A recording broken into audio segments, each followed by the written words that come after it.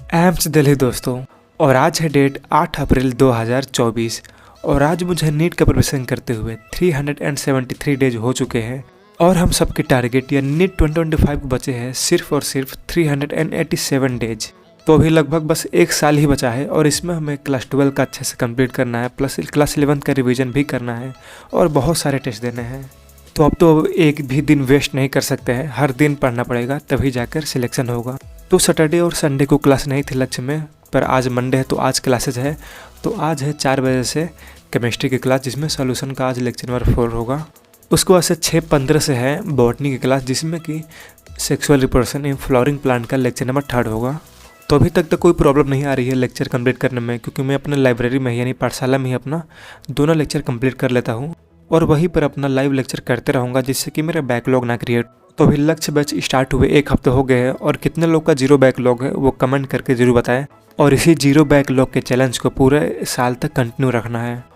तो मैं आज लगभग 5:30 बजे सुबह उठा था, तो उस समय थोड़ी सी अपनी पढ़ाई कर ली, बायोलॉजी के कुछ PYQ के क्वेश्चन कर लिए, पर बस आधे घंटे ही ये हो पाया। उसके बाद मुझे बहुत तेज नींद आ रही थी तो मैं उसमें लगभग 1 से 1.5 घंटे अपना सो लिया। फिर जब मेरी नींद खुली तो 7:30 बज रहे थे, तो मैं जल्दी जल्दी अपना तैयार हुआ, अपना नहाया धोया, खाना खाया और अपने पाठशाला के लिए तैयार होने लगा। तो ये रही मेरी PYQ बुक जिसमें कि मैंने आज बायोलॉजिकल क्लासिफिकेशन का PYQ किया था ये सुबह उठकर। और बायोलॉजी के PYQ में इतने अच्छे अच्छे क्वेश्चन हैं कि देख के लगता है क्या ही क्वेश्चन है, पर वही जब फिजिक्स एंड केमिस्ट्री के PYQ वो खोलते हैं तो ऐसा लगता है कि भाई साहब क्या ही क्वेश्चन है। और अगर आपको PYQ बुक बाय करनी है तो जो मैं यूज करता हूँ पर्सनली ओसवाल का PYQ बुक, आप इसको बाय कर सकते हैं, जिसका लिंक नीचे आपको डिस्क्रिप्शन में मिल जाएगा, वहाँ से जाकर आप इसको बाय कर सकते हैं। तो उसके बाद मैं अपने लाइब्रेरी पे आ गया और सबसे पहले अपना आज का प्लानिंग कर लिया। तो मैंने तो ये अपने राइटिंग पैड पर ही सब कुछ चिपका लिया है कि मुझे ये दिन को क्या क्या करना है। तो आज है 8 अप्रैल 2023। तो आज सॉल्यूशन का लेक्चर नंबर 4 आएगा, वो कंप्लीट करना है। फिर बॉटनी में सेक्सुअल रिप्रोडक्शन फ्लावरिंग प्लांट का लेक्चर नंबर 3 आएगा, वो कंप्लीट करना है। फिर मैं गया और अपने लक्ष्य बैच का DP सारा निकाल लिया जो भी अभी तक अपलोड हुआ, क्योंकि मैंने विद्यापीठ डिजिटल बैच लिया है जिसमें कि सारा ऑनलाइन का कंटेंट ही रहता है।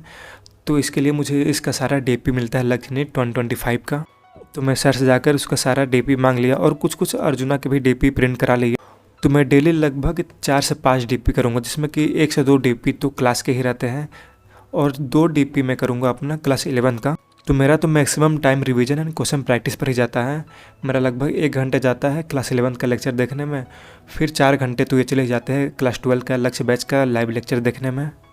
और जब मैं सुबह लाइब्रेरी आता हूँ तो तब से लेके 12 बजे तक 1 बजे तक मैं अपने पिछले दिन का ही लक्ष्य का वीडियो एक बार रिवाइज़ कर लेता हूँ, सारा नोट्स खोल के उसका अच्छे से रिवाइज़ कर लेता हूँ।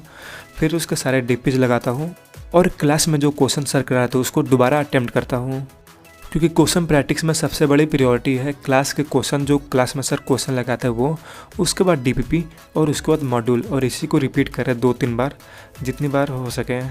और उसको मैंने 11 का रिवीजन किया, उसके कुछ DPPs लगाए जो कि मैंने प्रिंट करवाया था, मोशन इन 2D का एंड थर्मोडायनेमिक्स का, तो उसके क्वेश्चन लगाए थे मैंने।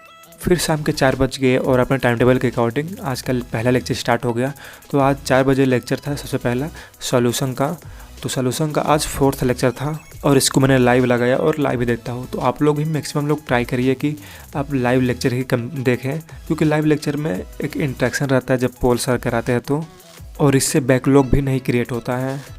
और अगर आपको घर पे अच्छे से लेक्चर नहीं हो पा रहा है तो आप लाइब्रेरी ज्वाइन कर सकते हैं, कहीं private library, but lecture daily का डेली करना है, क्योंकि अभी हमको 11 का भी सारा रिवीजन करते रहना है, उसको भी साथ लेकर चलना है।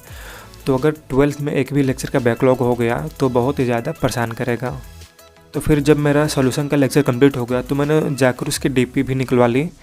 तो ये DP मैं एक बार रात में सॉल्व करूँगा, फिर एक बार आकर कल सुबह सॉल्व करूँगा। फिर 6:15 से बॉटनी की क्लास स्टार्ट हुई, तो मैंने बॉटनी की क्लास भी लाइव करी और सर ने पोल भी कराया था, तो पोल का मैंने आंसर भी दिया और सारे करेक्ट भी हुए। पर कितना भी जल्दी कर ले average time 8 second, 10 second, 15 second ही रह रहा है, पर पता नहीं कितने महान लोग इसमें होते हैं जो कि 1.5 सेकेंड में ही आंसर देते। और अगर आपको पता होगा कि ये लोग कैसे 1.5 सेकेंड में आंसर देते हैं और इनका एवरेज टाइम भी 2 से 3 सेकेंड ही रहता है और सारे क्वेश्चन भी करेक्ट होते हैं, तो कमेंट करके ज़रूर बताइएगा कि ये लोग कैसे इतना जल्दी आंसर दे पाते हैं। तो 8:05 तक ये लेक्चर कंप्लीट हुआ। तो उसके बाद मैं 8:15 से अपना लाइब्रेरी से बाहर निकल गया और अपने घर पे आ गया। फिर 2 घंटे पूरे घर पे मज़े करे, डिनर किया, घूमा फिरा और सोने से पहले थोड़ा सा पढ़ भी लिया, जो आज मैंने लेक्चर किया था उसका एक बार रिवीजन कर लिया। तो आज की इस वीडियो में बस इतना ही। ये रहा मेरा आज का दिन। और आप लोग कमेंट करके ये ज़रूर बताइएगा कि आप लोग कैसे प्लान कर रहे हैं अपना क्लास 11th का रिवीजन करने के लिए, ताकि मुझे सारे लोग का एक आइडिया मिल सके कि सारे लोग कैसे सोच रहे हैं 11th का रिवीजन करने के लिए। तो उसी हिसाब से मैं अपना भी रिवीजन का एक प्लानिंग बनाऊँ एंड उसमें से जो बेस्ट प्लान हो वो आप लोग को भी सजेस्ट करूँ। और अगर आपको नीट के लिए कोई भी बुक बाय करना, चाहे PYQ हो चाहे मॉक टेस्ट पेपर हो, तो उसका लिंक नीचे आपको डिस्क्रिप्शन में मिल जाएगा, वहाँ से जाकर आप डायरेक्ट अमेजोन से बाय कर सकते हैं। तो चलिए आज की इस वीडियो में बस इतना ही। तब तक के लिए टाटा बाय बाय।